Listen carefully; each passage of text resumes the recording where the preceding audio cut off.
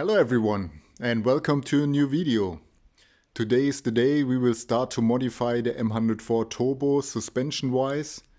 I already dropped the rear axle. It's only a few days after the dyno session because this week I will get delivered my parts for the Uniball kit and I want to test them and also make the video of the assembly process. So that's why I started to disassemble this car, even though it's working very well. What we will do also is to use the Motorsport bearing kit for the rear axle frame. So I will have to remove those actual fresh bushings from there. I've not done this for a long time, so I need to figure out the right method for that. I think it will involve a lot of heat and some special tools I have to make. But we will see that while doing this.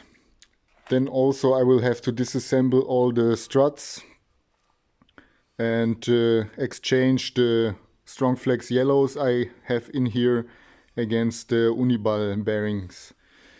And yes, I will try to film everything to show you how this is done. And I hope the result will be nice at the end. Let's get started. So I got one of these suckers out. It took some effort, to be honest. I had to heat it up good. And then what I learned, when this sits here, you have these two rubber fingers coming through here. And if you cut them down, you will have a rigid surface to hammer on, which is connected to the outer aluminum shell. And that's where you can put force into the outer shell. It's actually the only area. So I cut them already here. So I will heat it up now and then hammer on these two spots. And then it should come out. The Motorsport bearing kit for the rear axle carrier is already in. It went better than expected, to be honest. I was working on the front bearing to get it out and I noticed I don't have a cup of the right size which fits over it to pull it out. So I was about to build one here, but while the saw was working I tried with the hammer and the chisel and it came right out really easy. So that was a positive surprise, something you don't get often here in the workshop. And now it looks nice. And I still have to wait for the Uniball parts.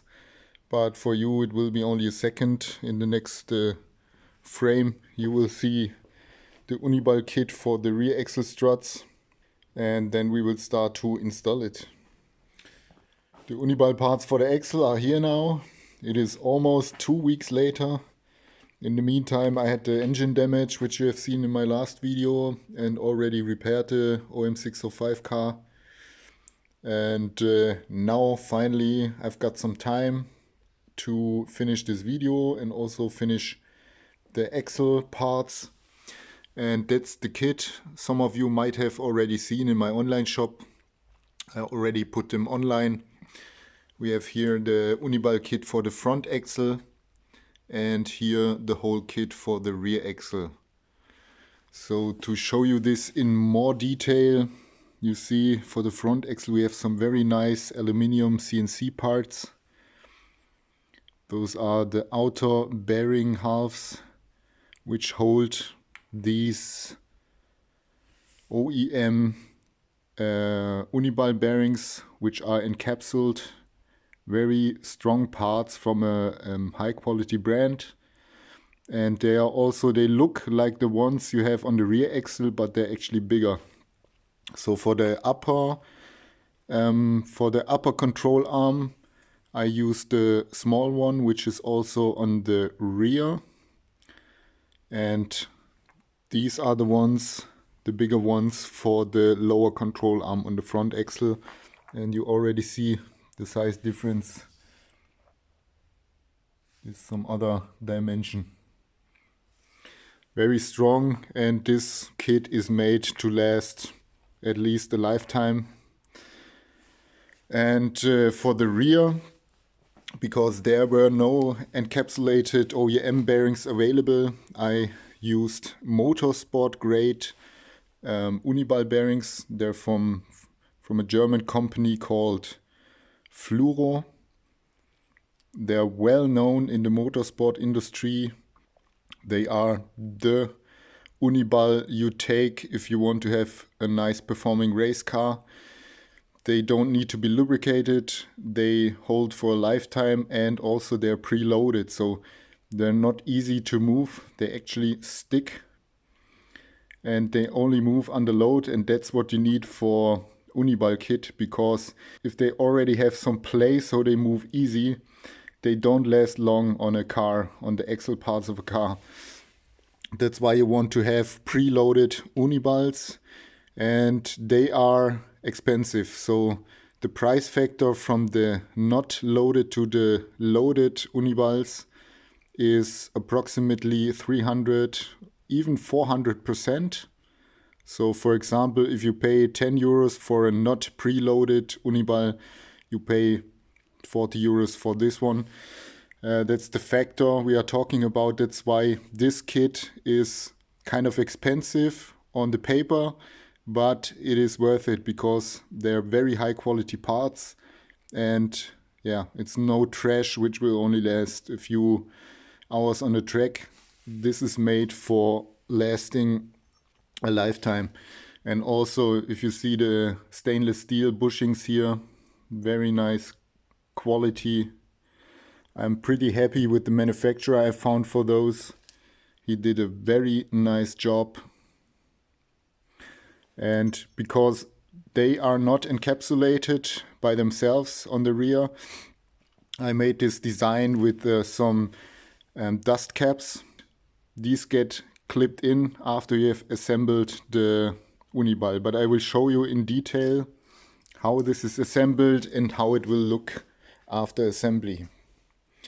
And because I think this will take some time, I would like to start at the rear and maybe make a second video then for the front parts, because first I want to finish the rear axle so I can put it back into the car and have this out of the way.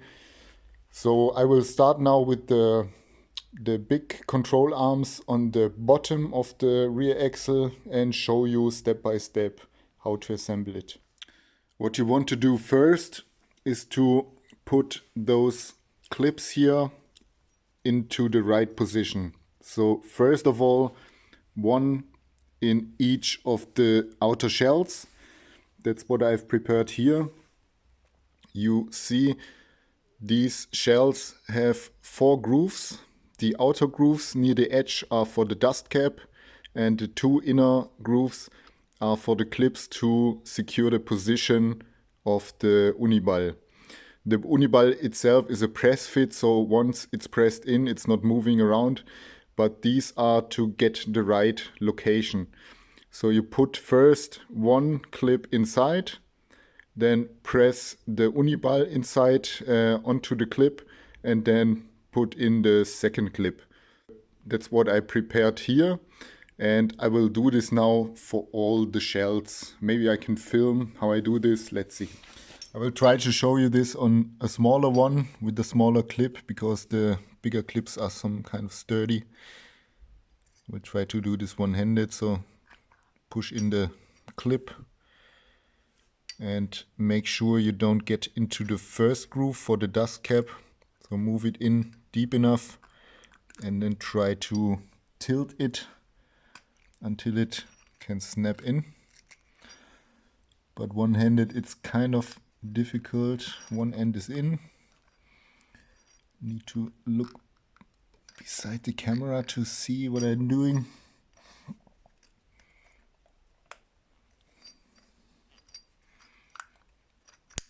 So you hear it snap. A nice snap, and you see the ring is in position. Now that the rings are in place, I will start to press in the Uniball bearings for the lower control arm on the rear. And for this I will take a 21mm nut. This fits perfectly. It goes inside the shell and it fits above the spherical element, so you only press on the outer ring. This is important to not damage the bearing. So find any kind of bushing or metal piece or tube piece which fits over the spherical element and goes inside this outer shell. And then I will place this in my vise and press it in. What you should also do is to use maybe an aluminium plate on one side so you don't mark this element. If you press it against this with the high force, the vise doesn't put some deep marks into the material. I now pressed in all the bearings and also put the clips in. And because this was quite quick, I decided this is what I will already pre-assemble. So if you buy this kit, you will get the bearings like this with the clips, with the bearings inside already. I think this is better for you, and also it's not much work for me, and I can make sure that all the clips sit right and stuff like this. So this is the situation you will start with, and I will now press the big ones into the lower control arm, and then I will show you how to assemble the dust caps. I think this will also be kind of tricky, but we will see. I am now done with the rear control arms. I pressed it in with the hydraulic press. You will need a lot of force, and make sure you have some good tools, so some good bushes which fit very nice. Otherwise you can, I don't know, slip on the tools and then make big dents and marks on those parts. But in my case I was lucky, I had some good fitting shells, and it went in nicely with a lot of force, so you can be sure that it's not moving out. And what you also can do, what I recommend, I will not do it because the fitment was very firm, so I'm sure this will stay in place. But if you are unsure, put some welding points in this area here and also here, so it doesn't move around. And now I will show you how to install the dust caps. This can be somehow tricky. I already did one, so that's how it should sit. These are the parts that come inside of the bushing, which will then allow you to put the force inside of the inner ring of the bushing.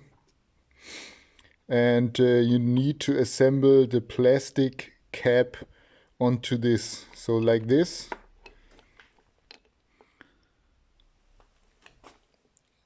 So this edge, this inner edge here, will clip in on this groove here. And for this, it's good to lubricate it with some silicone oil or something. And then put the ring on a nut, like this. Put this here. And then carefully place this in the vise and carefully push it in. Make sure it's all aligned so it doesn't go sideways or something like this. And I will try to do this on camera. I just need 2 hands to place it in the vise, and then I will start filming again. Now it's in the vise. It's not perfectly aligned, but I will try my best. See if it goes sideways or will slip in. Be careful, don't put too much force. Give it some time, because the plastic will work a little over time. And now you see it went in, and now it will probably will fall, but let's hear the click. Oh, we didn't hear it. But it went nicely inside of the groove, and that's how it should be. And that's what you need to do for all the inner pieces, and then we can put those pieces into the bearings. So this is the trickiest part now. I've placed the dust cap with the inner piece already inside of the bearing. I pushed it with the vise this far, so the groove is not going in yet. And now you definitely need to push this with a nut on the outer ring. If you push it on the inner piece, the dust cap will break most likely. So use a nut or something. This is a 22, it fits nicely, and push it on the outer ring inside until you hear it snap. And be very gentle and careful, and also lubricate. Silicone oil, never can use too much. And now we will try this.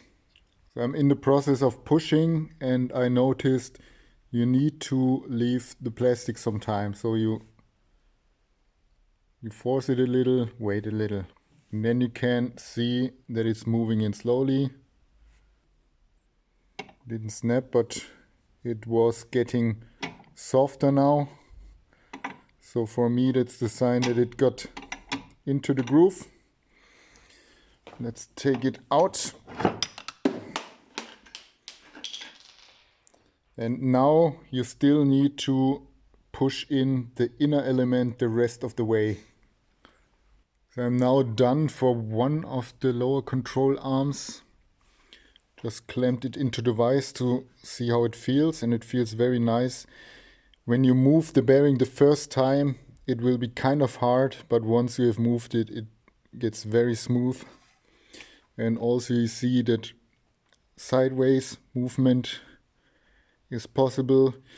But on a Mercedes axles, the 5 struts are located so that you actually don't need much sideways movement. What you see, that's what happening here, is fairly enough. The main direction will be just pivoting over this point, and it's running very nice. I will now show you what it looks.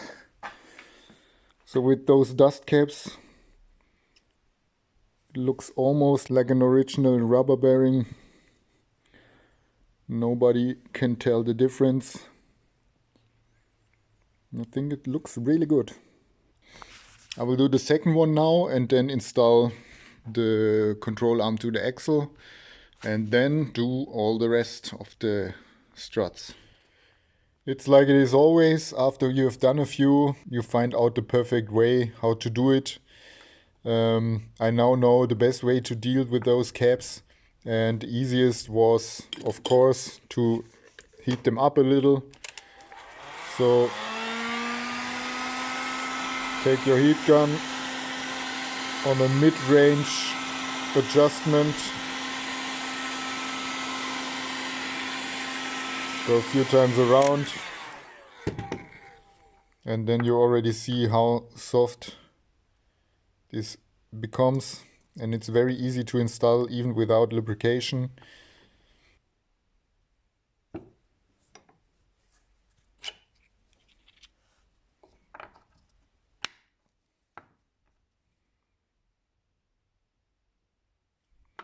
And the same goes for the outer installation. So first you press it in, so the plastic gets in contact with the outer shell. Then you heat it up and you press in on the outer ring till it snaps in, and then press in again the middle piece. But this becomes irrelevant now, because while doing this I thought this is a kind of difficult task for customers if you buy this kit. So I changed the concept of the dust washers, the dust caps, and I will deliver those bearings pre-installed. So I have different parts now. I think in English they are called radial shaft seals. They can be pressed in, but you still have the outer ring to press the whole bearing in. So I can pre-install those bearing elements, and you can receive them pre-installed and just press them in and you're done. And I think this is the best way to make sure you get the highest quality and to have the easiest installation. But I still wanted to show you my process, and I will finalize those last struts. The rest is already laying on the ground, prepared for installation on the axle frame. And I will then show you the final product on the car. In the next video, when we install the front axle, I hope I already have the other dust caps, so I can show you the kit you will receive when ordering the rear bearing, Uniball bearing kit. But now let's continue. Here you see the final result of the struts with the installed Uniball kit. I think it looks very nice. Can't even tell that there's something going on. It's very stealthy design, but that's not the reason. It's just for encapsulation, so this will last forever. And it will be really nice for driving dynamics. And finally, the rear axle is back on the car again. And now we can have a look on the installed parts.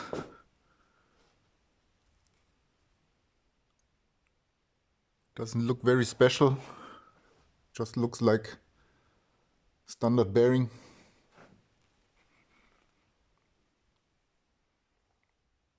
Can't even see a difference.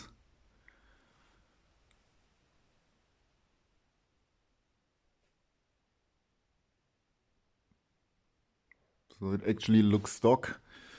Then also the big bearings for the axle frame. You can see them installed here. Installation was easy. You have to make sure that you pull up the axle with the screws step by step on each point, so the axle gets pulled up evenly, and then the torquing felt very nice.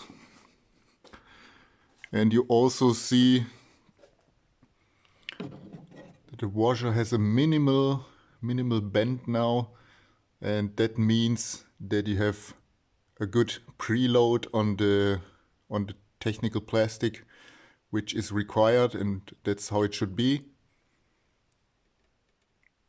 So you can tell the axle is clamped in on the car, really nice. And I'm very curious to find out how this drives.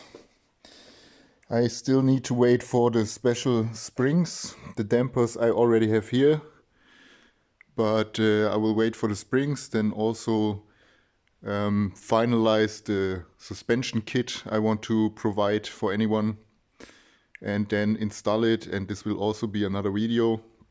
So for this video we are done. Thank you very much for watching. Like, subscribe and comment on the video, and see you in the next one.